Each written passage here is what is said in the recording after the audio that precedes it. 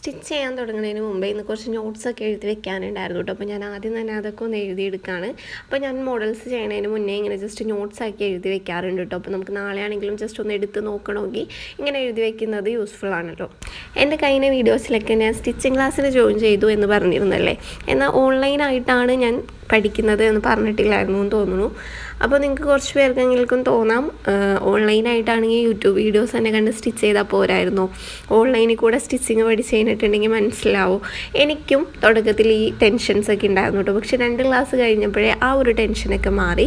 അപ്പോൾ എന്നെപ്പോലെ പുറത്ത് പോയി പഠിക്കാൻ നിലവിൽ സാഹചര്യം ഇല്ലാത്തവർക്ക് നല്ലൊരു ഓപ്ഷനാണ് കേട്ടോ. അപ്പോൾ ഇതിൻ്റെ ഡീറ്റെയിൽസ് കോഴ്സിൻ്റെയൊക്കെ അറിയണം എന്നുണ്ടെങ്കിൽ ജസ്റ്റ് കമൻറ്റ് ചെയ്താൽ നമ്മൾ നെക്സ്റ്റ് ഒരു വീഡിയോ അതായിട്ട് ചെയ്യാം കേട്ടോ. ഇന്ന് ഞാനൊരു പട്ടുപാവാടയും ബ്ലൗസാണ് കേട്ടോ സ്റ്റിച്ച് ചെയ്യുന്നത്. ഞാൻ ഇതിന് മുന്നേയൊക്കെ ഒരുപാട് സ്റ്റിച്ച് ചെയ്തിട്ടുണ്ടെങ്കിലും ഈ ഒരു മോഡൽ ആദ്യമായിട്ടാണ് ചെയ്യുന്നത്.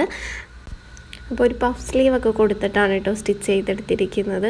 അപ്പോൾ സ്റ്റിച്ചിങ് ഒക്കെ കഴിഞ്ഞിട്ടുള്ള ഒരു ലുക്കും കൂടി ഞാനിവിടെ കൊടുക്കുന്നുണ്ട്. പെട്ടെന്നാണ് കേട്ടോ വീഡിയോ എടുത്തത്, അതുകൊണ്ട് അതിൻ്റേതായിട്ടുള്ള പോരായ്മകളുണ്ട്.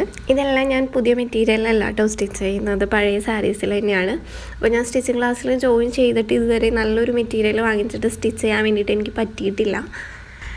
എല്ലാം കൂടി ഒരുമിച്ച് മാനേജ് ചെയ്യാനുള്ള ഒരു ബുദ്ധിമുട്ട് കൊണ്ടിട്ടാണ് കേട്ടോ ഞാൻ ഇൻസ്റ്റയിൽ ഒരു പേജ് തുടങ്ങിയിട്ടുള്ള കാര്യം കഴിഞ്ഞ വീഡിയോയിൽ പറഞ്ഞിരുന്നു. പേജിൻ്റെ കൂടുതൽ ഡീറ്റെയിൽസ് ഒന്നും പറയാത്തത് അതിനകത്തേക്ക് വേണ്ടിയിട്ടുള്ള മോഡൽസ് നമ്മൾ ചെയ്തിട്ടില്ല കേട്ടോ. അതുകൊണ്ടിട്ടാണ് 2-3 എണ്ണമൊക്കെ ചെയ്ത് വെച്ചിട്ടുണ്ട്. അതിൻ്റെ ഫോട്ടോസോ വീഡിയോസോ ഒന്നും നമുക്ക് അപ്ലോഡ് ചെയ്യാൻ പറ്റിയിട്ടില്ല.